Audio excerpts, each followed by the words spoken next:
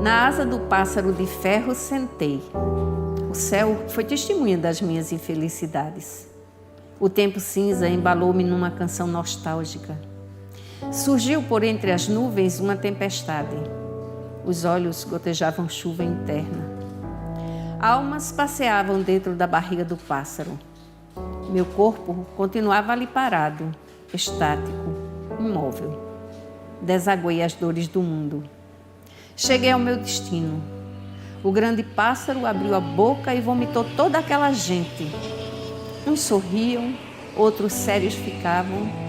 E eu estava sendo inundada por oceanos de águas calmas. Na bagagem, carregava pedaços de um coração.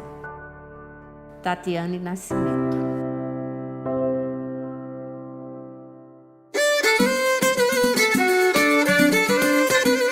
Este projeto é realizado com incentivo do Funcultura, Fundarp, Secretaria de Cultura e Governo do Estado de Pernambuco.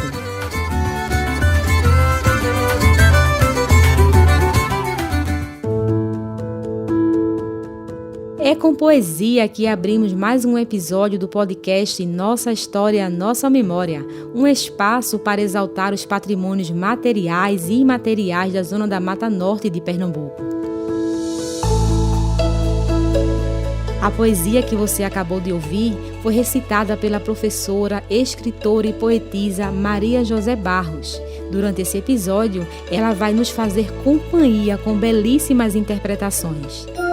Maria José Barros é natural de Limoeiro, na Mata Norte.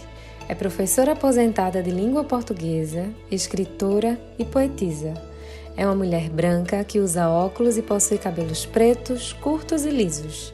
Tem várias obras publicadas e é membro da UCEA. Hoje, vamos mergulhar na história da UCEA, a União Carpinense de Escritores e Artistas.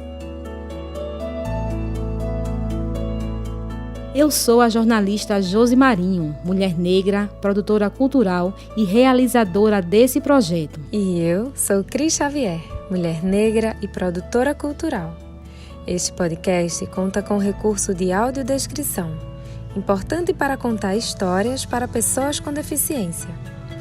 Então, sempre que você ouvir este som, você também vai ouvir a minha voz descrevendo algo importante do nosso episódio.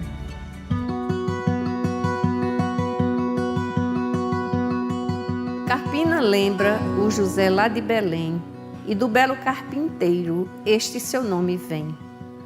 Carpina lembra o mestre, o homem de Nazaré, o filho do carpinteiro, que nosso Salvador é. Carpina lembra os adornos que as nossas casas têm. Lembra pua, martelo e formão, que do carpinteiro vem. Carpina, terra bendita de amor, paz, religião e fé, sob as bênçãos sacrossantas do padroeiro José. Carpina das grandes festas, cheias de júbilos e altivez. Festa da emancipação, Natal, Ano e Santos Reis. Carpina dos carnavais, dos espanadores e lenhadores. Carpina das jovens bonitas, Carpina dos meus amores. Carpina, terra querida, meu pedacinho de chão, meu céu, meu lar, minha vida, minha terra da promissão. Poeta Luiz de França.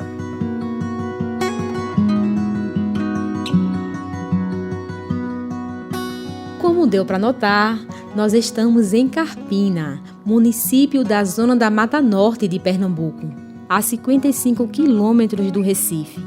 Carpina é o segundo maior polo comercial da Mata Norte. O turismo é forte em épocas juninas. A economia se baseia na monocultura da cana-de-açúcar. Carpina é uma cidade rica culturalmente, cheia de artistas.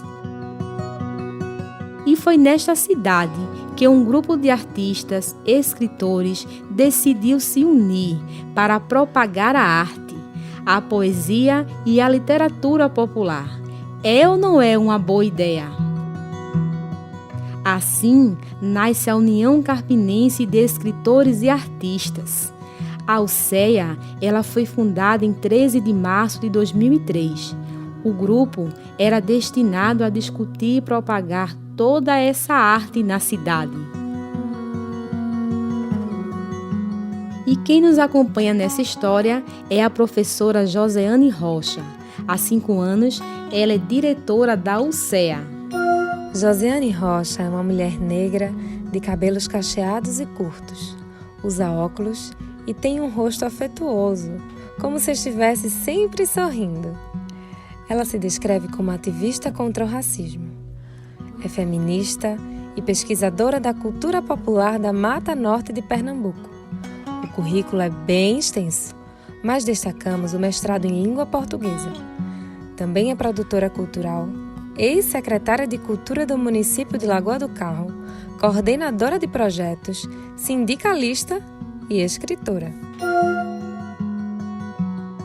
Assim como a gente, acredito que você aí do outro lado está muito curioso para entender como tudo isso começou. O que faz a UCEA? Quem teve essa ideia? Ajusta os fones, o volume e vem com a gente!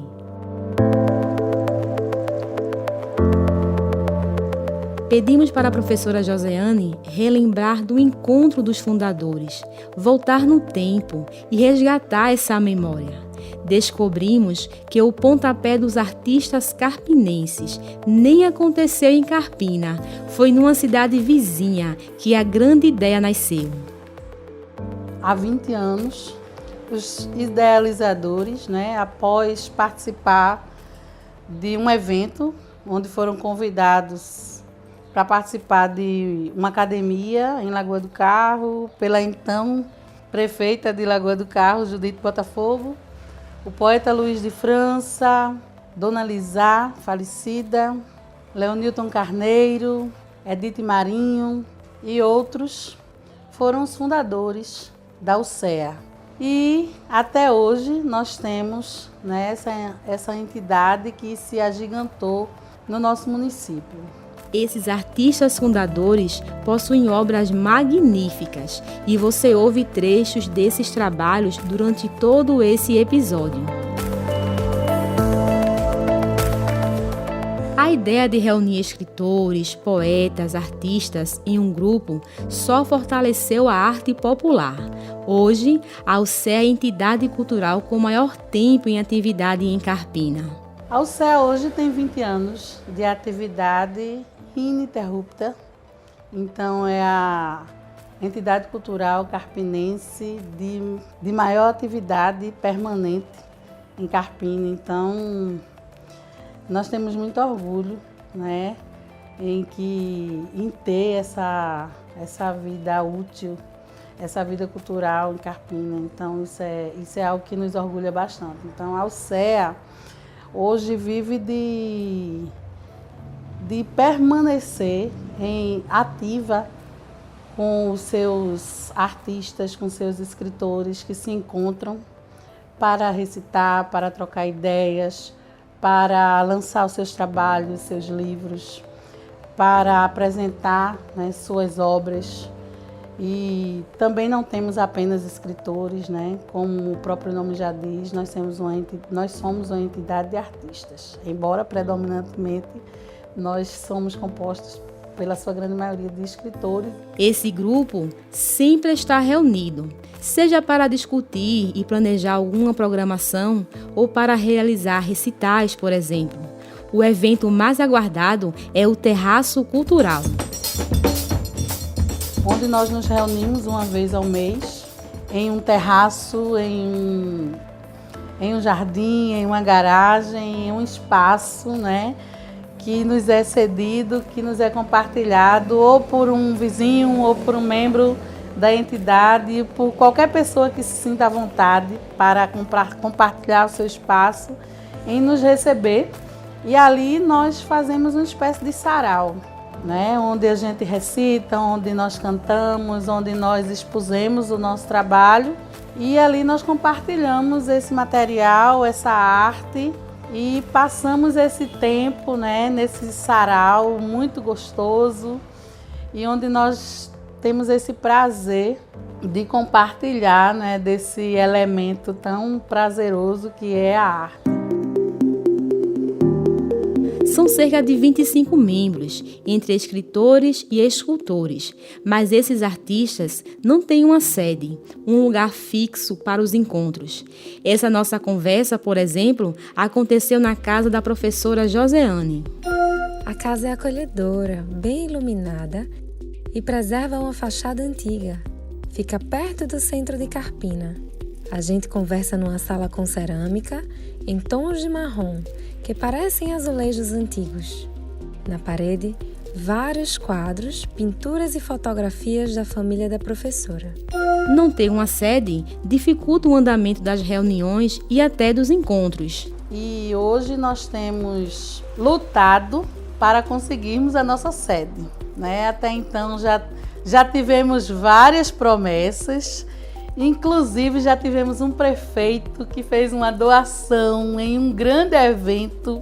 Infelizmente, né, nós tivemos a realização que não se efetivou.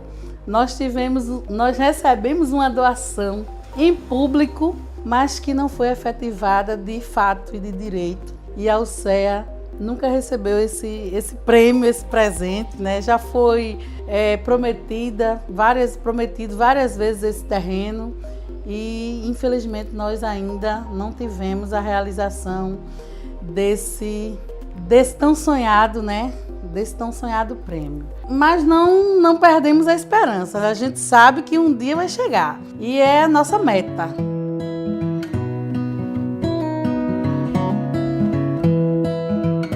E estamos curiosos para saber como a UCEA funciona na prática.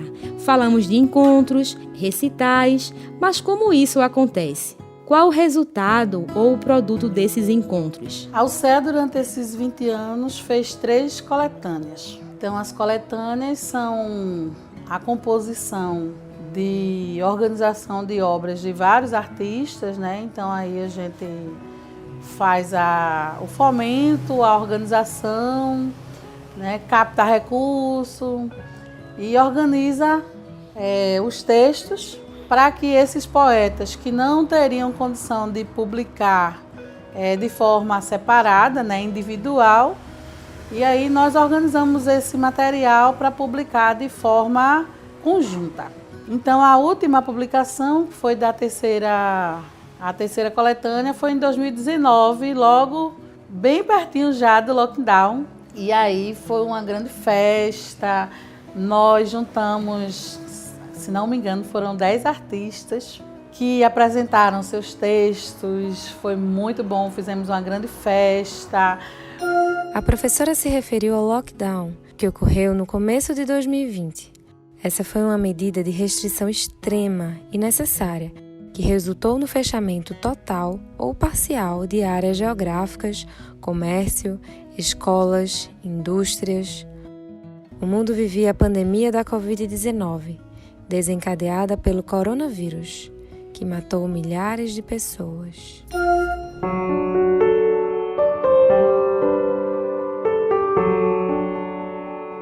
Será incoerência ou será loucura?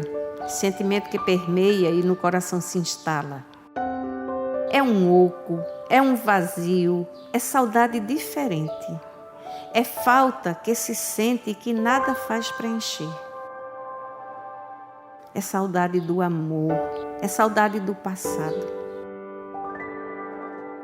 Saudade da própria vida, daquele que é a outra parte. É carência da metade que complementava o viver. Saudade do grande amor, do que tinha de mais bonito, daquele que foi escolhido e que agora não se pode ter. Às vezes, é indecifrável e incomparável também. No fundo, essa saudade pode assim ser entendida. Saudade da própria vida. É mesmo saudade de mim. Verônica Guimarães.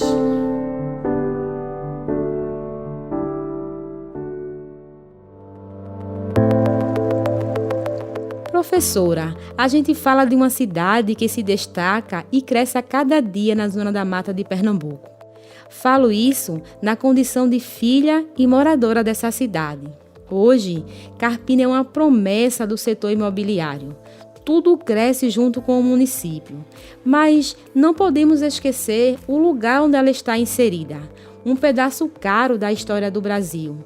Ao mesmo tempo, um dos mais pobres e muitas vezes negligenciado, a Zona Canavieira. A gente fala de literatura e vem logo à mente os clássicos, os livros grossos, histórias, palavras difíceis. Porém, aqui existem os escritores e poetas populares. São trabalhadores rurais que escreveram loas de maracatu, letras para o coco de roda e a ciranda. As loas são letras, composições musicais do maracatu, que por sua vez é uma manifestação cultural e musical tradicional do Nordeste brasileiro, especialmente de Pernambuco. O maracatu e suas loas são expressões com elementos africanos e brasileiros. Algumas características são a dança, as cores, desfiles e figurinos típicos. Já o coco de roda é um ritmo, uma dança, também típico da Zona Canavieira. Aqui é uma combinação de música, canto e dança, muitas vezes em formato de círculo ou roda. A ciranda também é coisa nossa. Pode ser tocada, dançada em formato de círculo e acompanhada por palmas. Todos esses ritmos trazem letras que refletem o dia a dia de gente simples, trabalhadores. Muitas dessas letras foram compostas no engenho e retratam a vida humana como ela é. Não tem como descartar a poesia e a literatura popular desses artistas. Você tocou numa coisa assim que me deixa bem oriçada, porque tudo isso para mim é vida. A literatura oral é algo que me chama muita atenção.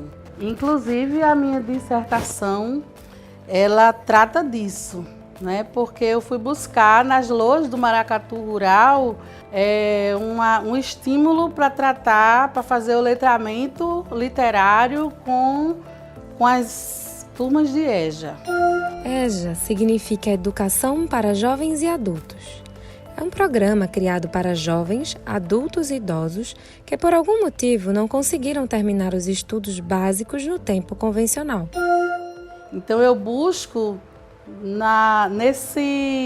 nessa linguagem da literatura oral, porque eu entendo que é justamente na linguagem popular, na linguagem dessa oralidade da busca do homem do campo, porque eu entendo que a cultura popular ela tem uma riqueza muito grande.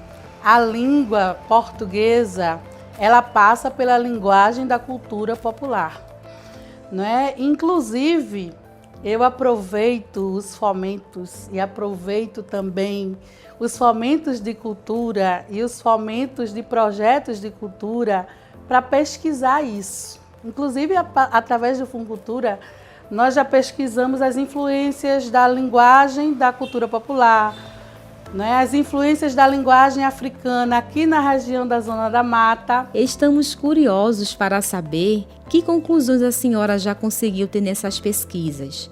O que influenciou todo esse povo? Nós já fizemos através de um coletivo de mulheres e de professoras. Nós já fizemos um recorte das influências africanas. Que aí a gente fez um recorte com o banto e as linguagens nagô aqui na nossa região. O banto é um recorte de uma linguagem, de algumas linguagens africanas e também o nagô, né? Banto e nagô são recortes de duas linguagens africanas, até porque nós temos três comunidades quilombolas aqui na nossa região. Nós temos aqui Barro Preto, nós temos Trigueiros e nós temos, esqueci o nome agora, uma comunidade em Goiânia. Povoação. São 3 comunidades quilombolas: Barro Preto, Trigueiros e Povoação. Elas ficam nas imediações de Lagoa do Carro, Vicência e Goiânia. Além dessas 3 comunidades, a gente tem uma expansão dessa linguagem, né, dessa influência. E aí a gente tem essa influência que beira toda a nossa linguagem coloquial, que vai ter influência em todas essas comunidades de cultura popular. Fora isso, a gente tem as manifestações populares de coco, maracatu, além das manifestações também religiosas. Então tudo isso vai se reverberar na linguagem e se manifesta através da linguagem. Tudo isso é língua, tudo isso se estuda na língua portuguesa.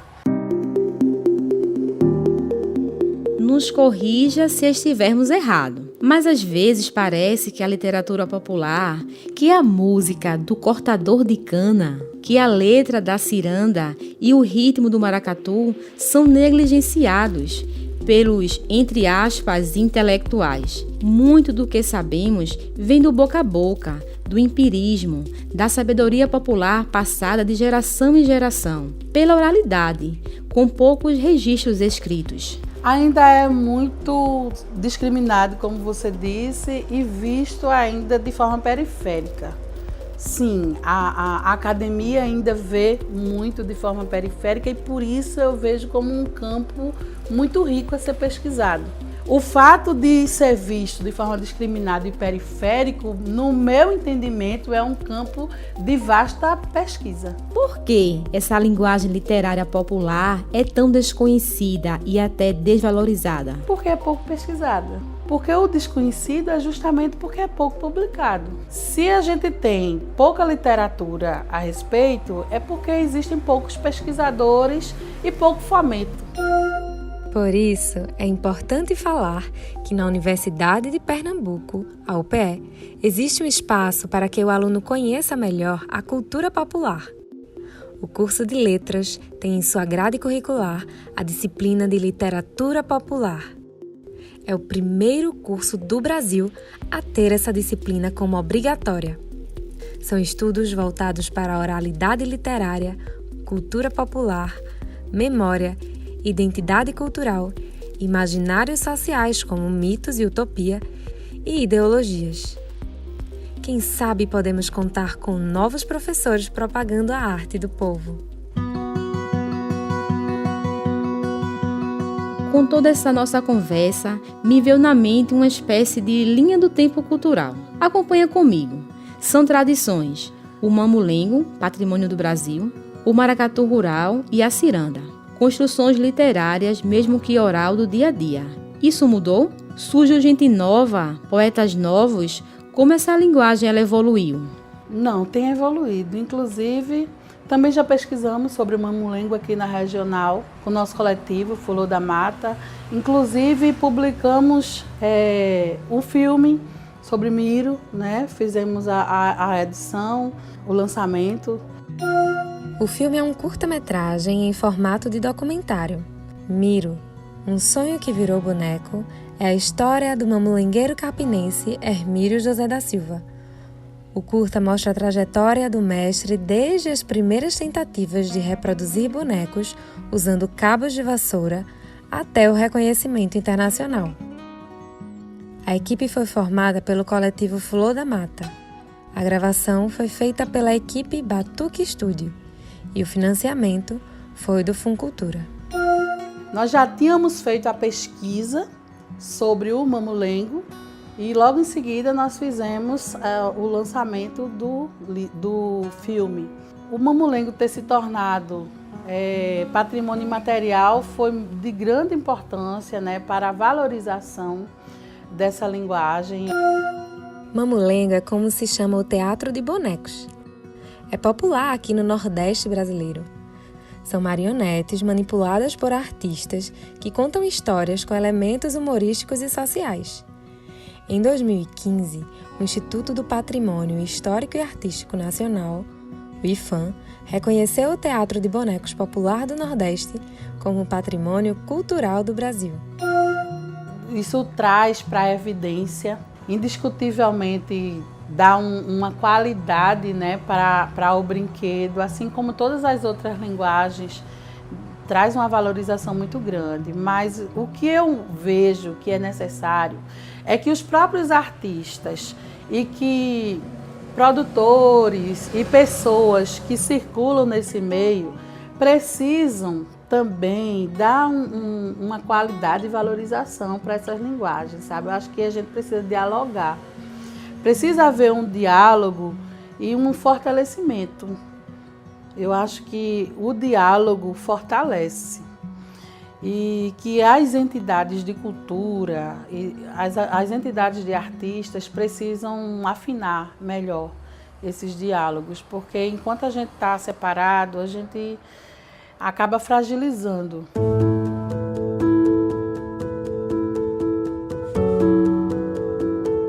Não quero ser tua perfeição, porque toda perfeição é incômoda.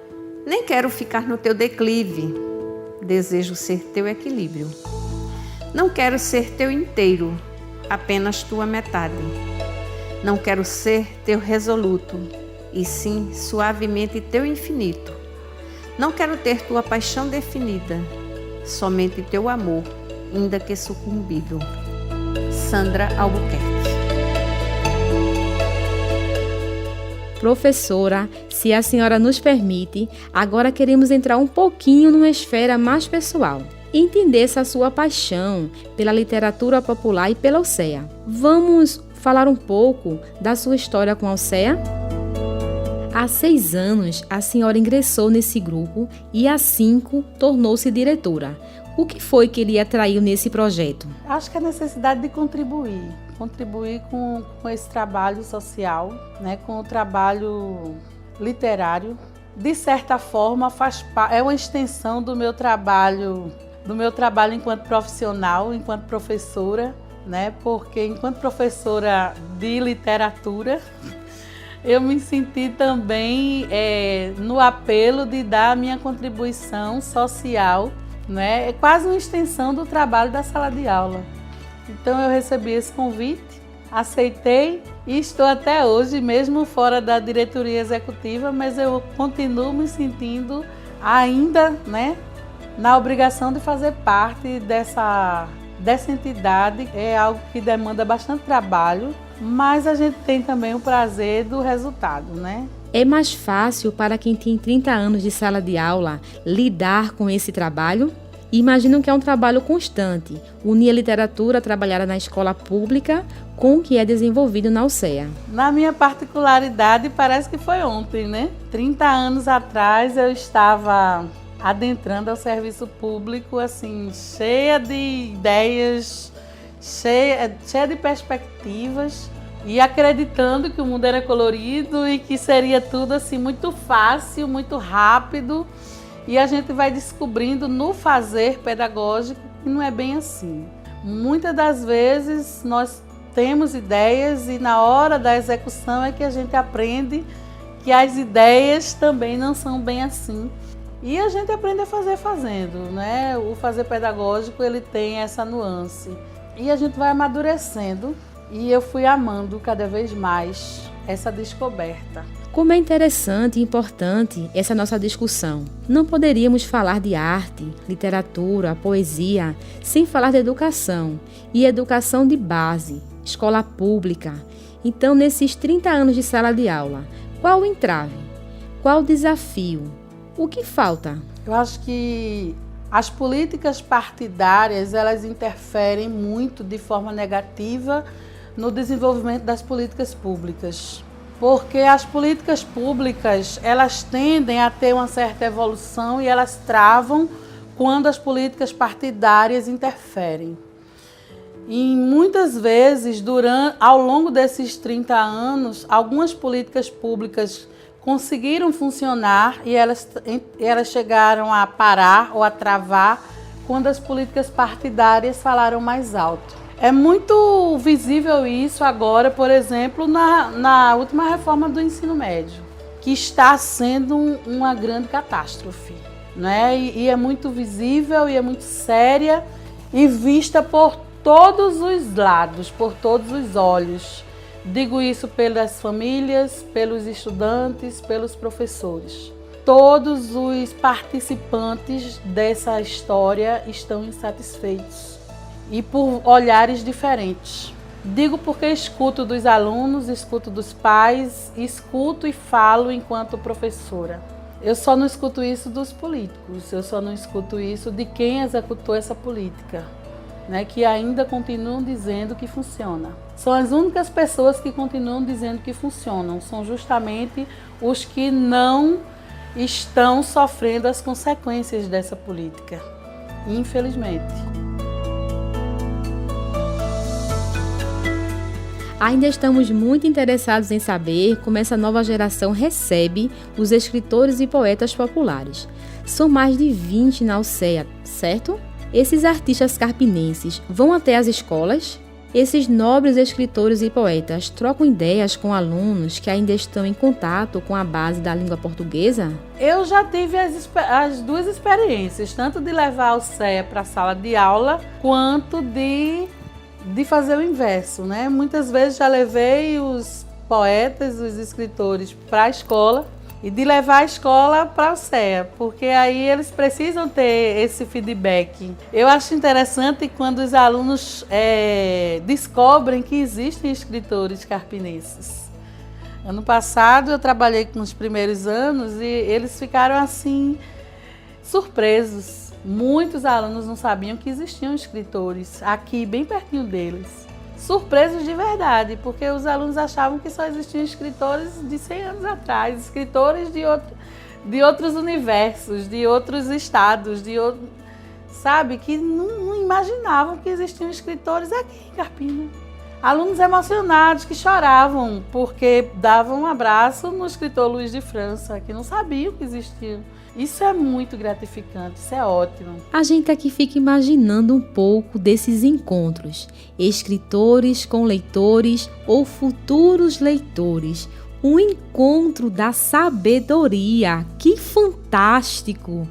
Acredito que os membros da Alcea também saem emocionados. E o inverso, dos escritores que se emocionavam porque estavam na escola e porque estavam ali tendo a experiência de terem jovens fazendo a leitura dos seus livros. Então, ambas as experiências são muito boas e eu, enquanto professora, está ali sendo vetor dessas experiências. Então, eu me realizo enquanto professora de estar fazendo esse canal.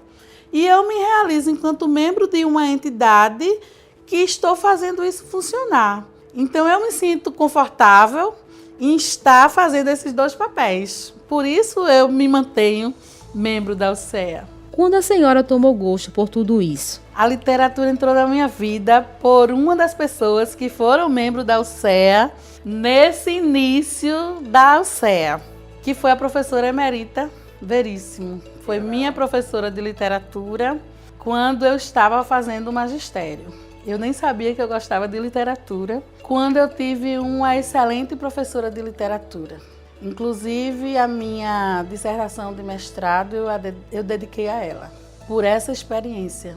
E foi por emerita que eu escolhi fazer a carreira de professora de língua portuguesa.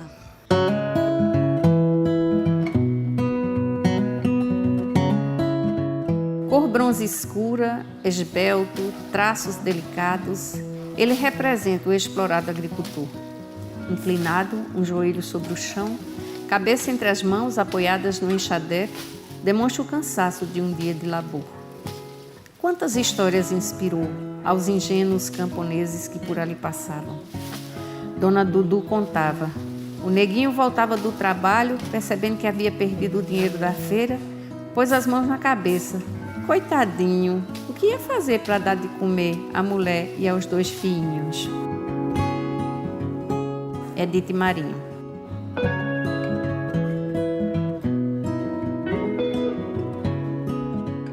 Como a senhora se vê em meio a esse grupo? Quais obras já concluiu? Ao longo dessas 3 décadas eu não sou escritora há tanto tempo assim, eu sou uma recém-escritora. Não me dê essa carga toda. Eu sou uma escritora bem recente. Eu não me vejo nem como artista enquanto escritora. Eu me imponho nesse mundo artístico enquanto produtora cultural, porque eu me vejo incluída no universo artístico enquanto produção, enquanto parte desse movimento artístico. Enquanto escritora, eu me vejo mais como pesquisadora. Eu me incluo enquanto pesquisadora. O meu primeiro livro foi Barro Preto, História e Herança, enquanto pesquisadora da trajetória do povo do Barro Preto e enquanto pesquisadora da história da comunidade. Barro Preto é uma comunidade quilombola que fica no município de Lagoa do Carro, aqui na Mata Norte de Pernambuco. A professora Josiane ensinou em uma escola nas proximidades da comunidade. Ela notou que ali todos os estudantes tinham história, hábitos e ancestralidade que muitos desconheciam. A interação, a queda na evasão escolar, a cumplicidade da professora com os alunos levou o povo a um resgate da própria história. Em 2013, eles receberam a certificação de Quilombo Barro Preto pela Fundação Cultural Palmares. E aí, essa pesquisa ela serviu como base o registro da comunidade quilombola. A segunda publicação foi eu publiquei em conjunto, foi como capítulo, foi Tessitura de Saberes. Foi também uma pesquisa já no coletivo e foi uma pesquisa sobre a cultura de Lagoa do Carro, uma trajetória da cultura, e aí falando sobre a produção do maracatu, a história do tapete, a história da fé, a trajetória de Lagoa do Carro. E aí depois a gente teve outras pesquisas também fomentadas. Eu já citei algumas que foi a história do mamulengo aqui na região da Zona da Mata, influências linguísticas do banto e do iorubá aqui na regional também, e algumas outras pesquisas que a gente vai escrevendo. E como a gente pode encontrar esse material?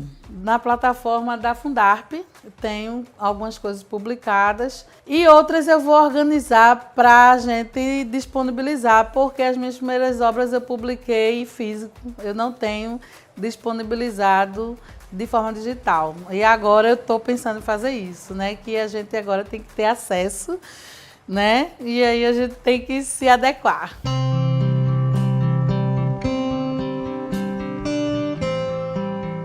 Nós somos homens, tu mulher. Antes de sermos, tu já eras, pois não nascemos de quimeras, mas de um bom anjo, mãe de fé. Porém o homem com insensatez, prepotente e muito orgulhoso, só ele, o sábio e poderoso, usurpou tua voz, tua vez. Como no vai e vem da vida, tudo retorna ao seu lugar. Tu estás hoje a retornar, teus espaços dantes perdidos. E com estas reviravoltas da mulher para o seu lugar, o homem só tem mesmo a lucrar com esta deusa às suas voltas. Nas tarefas que lhes competem, homens e mulheres são iguais. Ela não é menos, nem ele é mais, as suas forças se completam. No lar és mãe, és a princesa, na profissão és competência, és coração e inteligência, do homem és a pura beleza.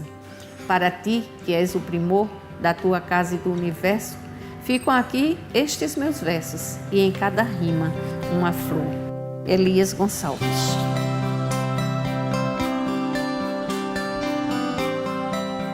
Vamos falar um pouco da participação feminina. A professora Josiane Rocha, mulher negra, estudou em escola pública. E a gente tem inúmeras referências de mulheres que deixaram grandes registros literários, muitas vezes em universos predominantes masculinos.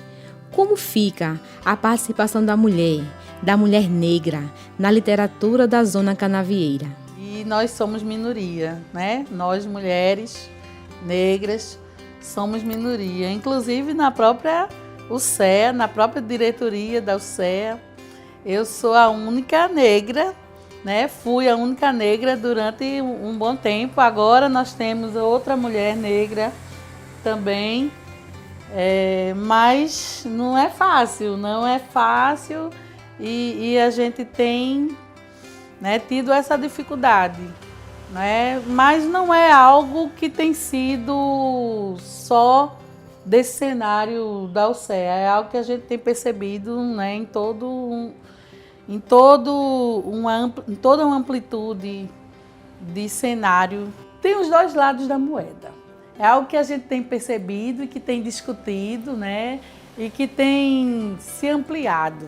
Se a gente tem essa discussão hoje é porque é perceptível. Durante quantos anos esse cenário ele se estendeu e ninguém nem discutia? Isso é uma herança histórica, né? E história não se muda com apenas algumas décadas. A história ela é bem lenta, ela é bem cruel. Que a gente precisa mesmo encarar de frente, discutir e tratar isso na escola, em casa, né, com os nossos familiares, e que tem que encarar mesmo e virar esse jogo. Como se posicionar diante disso? Qual o papel de quem está na frente de um grupo como a UCEA, formador de escritores e leitores? O desafio é imenso. Eu acho que o meu papel é o papel do protagonismo na vida real. Eu preciso ser protagonista na minha vida real, que não se limita ao que eu falo. Esse meu protagonismo ele tem que existir enquanto eu sou, quem eu sou, como eu sou, no meu dia a dia. Eu não posso só ter um discurso, eu tenho que viver esse discurso. Eu tenho que ser coerente com a pessoa que eu sou, eu não posso ser um personagem. Então a história, ela não vai se limitar a mim também. Então eu tenho que estar muito tranquila em entender, isso não vai mudar em um dia, em um ano, em 10 anos. São quantos anos de história? Né? Isso é algo que eu não posso também entrar em crise e achar que eu vou mudar essa história em tão pouco tempo. Não quer dizer que a gente precisa ter tempo e cruzar os braços, e esperar o tempo sozinho. A gente precisa fazer a nossa parte, a gente precisa correr contra o tempo, mas com muita tranquilidade de entender que não é do dia para a noite que a história muda. É um trabalho muito maior do que se imagina. Não é só escrever, refletir ou ensinar. É, de certa forma, ajudar e transformar espaços, contribuir com outras ideias. Primeiro, a gente precisa trabalhar em rede, porque, como falei antes, só nós não temos muito o que fazer. E aí eu comecei a dar as mãos em alguns coletivos, e aí eu fui buscar no trabalho social, comecei a contribuir no trabalho de mulheres, de ONGs, em ajudar em alguns projetos, né? E aí eu comecei a contribuir com o SEMU, fazendo o quê? Elaborando projetos. Elaborando projetos para o SEMU, né? Que era algo que eu tinha uma certa facilidade para fazer. SEMUR é o Centro de Mulheres Urbanas e Rurais de Lagoa do Carro e Carpina. A sede fica em Lagoa do Carro, também na Mata Norte. É uma ONG de enfrentamento à violência doméstica, com projetos voltados ao empoderamento feminino. E aí, para ajudar as mulheres em condição de vulnerabilidade, em condição de violência, né? Que é algo que a gente precisa mudar essa realidade, né? De mulheres que ainda, infelizmente, todos os dias estão morrendo. Eu fico muito triste em ver que ontem nós tivemos mais um feminicídio em Carpina. E aí, como é que a gente pode contribuir, né? E aí cada um tem que fazer a sua parte. Esse feminicídio citado pela professora aconteceu em julho de 2023, na semana que gravamos a entrevista. Uma promotora de vendas de 33 anos foi morta a tiros pelo namorado, que é cabo da Polícia Militar. O PM, de 37 anos, se apresentou dias depois à delegacia e foi preso. Com ONGs eu tenho contribuído dessa forma, né? Com a Alcea, que também é uma ONG, eu contribuo enquanto professora, fazendo parte da, como eu já falei, né, da entidade, enquanto membro, enquanto professora também. Né, do ponto de vista social, do ponto de vista enquanto produtora cultural, artista. E aí eu vou alinhavando essa vida de professora, produtora, né? E a gente vai seguindo.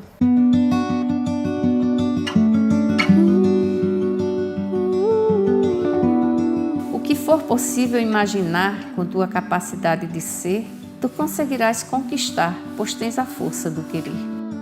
Com lágrimas ou sedução, com ousadia ou inteligência, a mulher tem sempre a solução, com atitude ou paciência.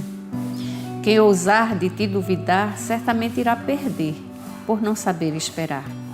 Com todo o teu potencial de conquistar o que quer, valoriza-te por seres mulher. Que não te falte a sensualidade, mas não despreza a inteligência, que ratifica a tua capacidade. Leonilton Carneiro. A gente não pode falar sobre a mulher na Alcea e no cenário literário de Carpina sem falar de uma figura importantíssima, uma das fundadoras e protagonista. Estamos falando de Luísa Vasconcelos, conhecida como Dona Lisá, uma grande escritora carpinense. Ela documentou boa parte da história do município. Dona Lisá, a nossa querida Luísa França, nós temos a primeira mulher escritora da história de Carpina. E Dona Lisá foi a escritora da primeira publicação da história da nossa cidade, que até hoje é a referência, né? Qualquer pesquisador que vai escrever sobre Carpina tem esse livro como referência. Isso é o nosso orgulho, né? É uma linha do tempo. Tá? Tem a narrativa de alguns episódios, né? Eu recordo até de alguns encontros na Alcea. Depois mesmo dessa publicação, ela publicou algumas narrativas e poemas sobre episódios que ela vivenciou na cidade. Então ela tinha muitas recordações sobre Carpina. Olha, Dona Lisá, ela faleceu em total atividade na Alcea. A Alcea já tinha mais de 15 anos quando ela faleceu. Nós temos muita saudade da nossa querida Lisá.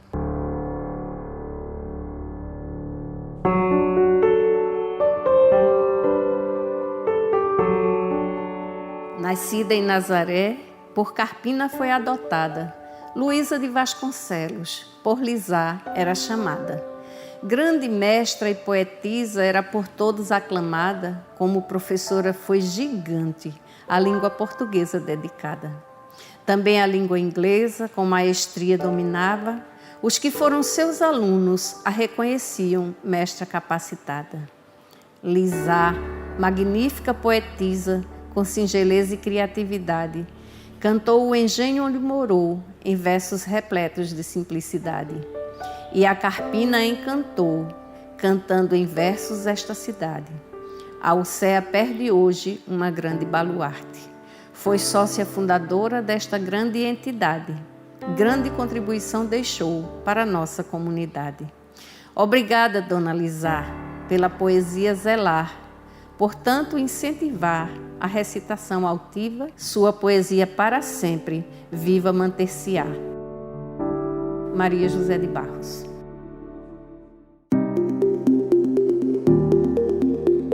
Imaginam como deve ser o desafio de formar novos leitores e atrair a atenção da criançada que está cada vez mais conectada a aparelhos eletrônicos. Como atrair a atenção desse público para a poesia e literatura. Fiquei sabendo que esse ano a Alcea realizou o primeiro evento voltado para o público infantil. Foi o nosso primeiro evento para crianças e a gente teve uma grande surpresa, foi um sucesso. E assim, estava todo mundo muito apreensivo porque foi a primeira experiência e foi muito bom. Inclusive nós temos escritores para o público infantil dentro da Alcea, mas nunca tínhamos feito um evento infantil não deixa de ser uma forma de garantir que novas gerações produzam e consumam poesia e literatura. Como eu disse, foi a primeira experiência enquanto entidade, né? A escritora Maria José de Barros, que é a nossa escritora infantil, ela já tinha feito essa experiência individualmente, mas nunca enquanto entidade. Também Edith Marinho, que é uma escritora que tem obras infantis, já tinha feito essa experiência individualmente, mas enquanto CEA, nós nunca tínhamos feito essa experiência enquanto entidade, né? Então, essa experiência, ela foi agora consolidada de uma forma institucional. É uma junção de várias mãos. Falando em criança, em futuro, esses pequenos leitores podem um dia se tornar membros da Alcea? Vocês pensam em ampliar a quantidade de membros? Essa escala é livre, né? Mas a gente pensa nessa ampliação, sim. A gente tem tido essa discussão, inclusive com alguns formatos de convite. A nova diretoria já tem feito essa abordagem a algumas pessoas que já estão aí namorando essa possibilidade, né? Temos feito algumas abordagens. A gente sabe que não é fácil, porque é um compromisso. Você tem um compromisso com uma entidade que precisa se reunir. Então, de qualquer forma, não é só você, porque eu gosto, eu quero participar. Mas você tem um compromisso, não é só querer participar, né? Muitas vezes a pessoa diz que quer e acaba não assumindo esse compromisso, né? Não é tão simples assim. É um compromisso lindo, sem sombra de dúvidas. Como estimular esses novos artistas? A gente tem feito essa discussão, principalmente agora, com o início de uma nova diretoria, né? A gente pretende iniciar um novo formato, né, de conquista. A nova diretoria está chegando com novas ideias, com uma nova cabeça, né? Uma oxigenação, porque a gente tem pessoas que são renomadas, mas que a gente entende que precisa também chegar novas ideias, novas cabeças. A gente precisa que pessoas também jovens, que tenham ideias mais próximas da juventude, possam também chegar junto. Você olha, vê diferente. Fixa o olhar e, de repente, julga ser deficiente o que pode ser apenas aparente. É assim que sente quem olha somente, como se fosse apenas uma ação com a mente, sem o coração. Pare e atente, pois se do olhar estiver ausente, perceberá um ente, não gente. Por trás da necessidade, há algo além da vontade. A capacidade de ultrapassar fronteiras, como fazem os vencedores. Olhe-os sem a descrença daqueles que enxergam e não veem, porque veem sem olhar. Olhe e perceba que carência pode ser limitação, mas não é impedimento. Que pode se tornar sofrimento, mas não será proibição. Refaça, pois, a aparência. Comece a refletir, a pensar e verá que a deficiência pode estar apenas na forma de olhar. Leonilton Carneiro. Professora Joseane Rocha, que conversa incrível, que registro. A gente aprendeu tanto, conhecemos a Alcea, mas também falamos sobre educação, sobre futuro e sobre a importância dos nossos artistas populares. Só temos o que agradecer pelo compartilhamento de tanto conhecimento. Para vocês que estão aí dando também essa contribuição, né? Porque vocês estão fazendo também essa parte de vocês, estão contribuindo com a cultura da Zona da Mata, com a cultura pernambucana. Isso é importantíssimo, porque isso vai servir como um elo, né, na corrente, isso vai servir como contribuição, isso é importante para fortalecer essa corrente, para fortalecer essa rede, porque é isso que nós precisamos, né? O povo da cultura precisa que nós trabalhemos, né, em rede, porque isso fortalece a cultura pernambucana e a cultura da Zona da Mata. Obrigada. Esse foi o segundo episódio da temporada especial do podcast Nossa História, Nossa Memória. Tem muita coisa boa para a gente conhecer, mas te convidamos para mergulhar ainda mais nos assuntos tratados aqui através das nossas redes sociais. Procura lá, @podcast Nossa História no Instagram. Já no Facebook somos podcast Nossa História, Nossa Memória. Vamos adorar saber o que você achou do episódio. Também estamos em todas as plataformas de áudio. Comece a seguir e a curtir. Aproveita para compartilhar e comentar. E claro, espalhe esta conversa para todo mundo. Manda para os amigos, vizinhos. Também vale a pena ouvir os episódios das nossas temporadas anteriores, com entrevistas com foco na proteção, preservação, conservação e salvaguarda dos patrimônios culturais de Pernambuco. Também tem uma temporada incrível sobre a história do patrimônio ferroviário de Pernambuco. Não esquece de passar no nosso site nossahistorianossamemoria.com.br. Este podcast conta com trilha sonora assinada pelo músico pernambucano João Paulo Rosa.